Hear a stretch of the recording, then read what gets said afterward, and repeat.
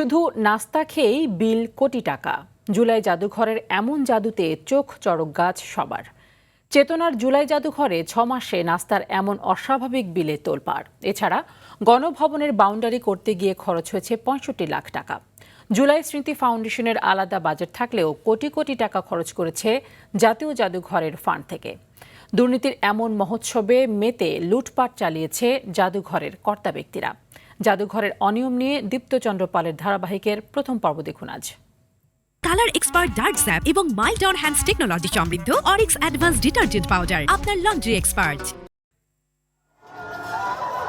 2024 সালের জুলাইয়ে ছাত্র জনতার অভ্যুত্থান এবং বিগত সরকারের দমনপীড়নের তথ্য ও স্মারক সংরক্ষণ ও প্রদর্শনের লক্ষ্যে নির্মাণ করা হয়েছে জুলাই গণ অভ্যুত্থান স্মৃতি জাদুঘর। এতে শহীদদের ব্যবহৃত সামগ্রী, আলোকচিত্র এবং অভ্যুত্থানের গুরুত্বপূর্ণ নথিপত্র স্থান পাওয়ার কথা রয়েছে।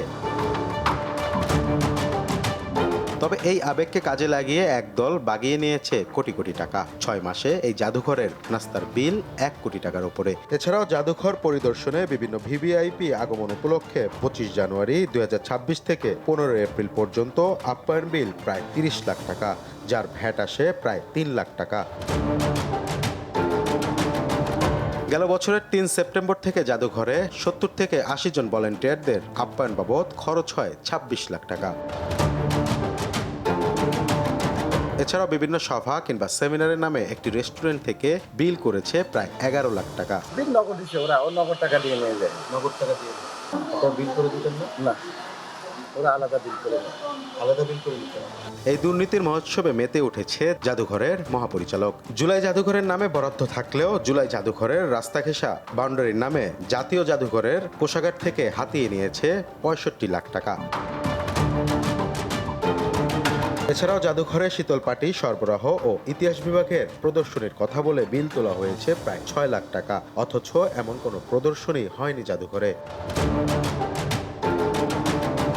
এসব বিষয়ে কথা বলতে চাইলে অনুমতি মেলেনি জাতীয় জাদুঘরে প্রবেশের। কারে ফোন দিবেন? ওনার নাম্বার আমাদের কাছে নাই। কার কাছ থেকে পাবেন?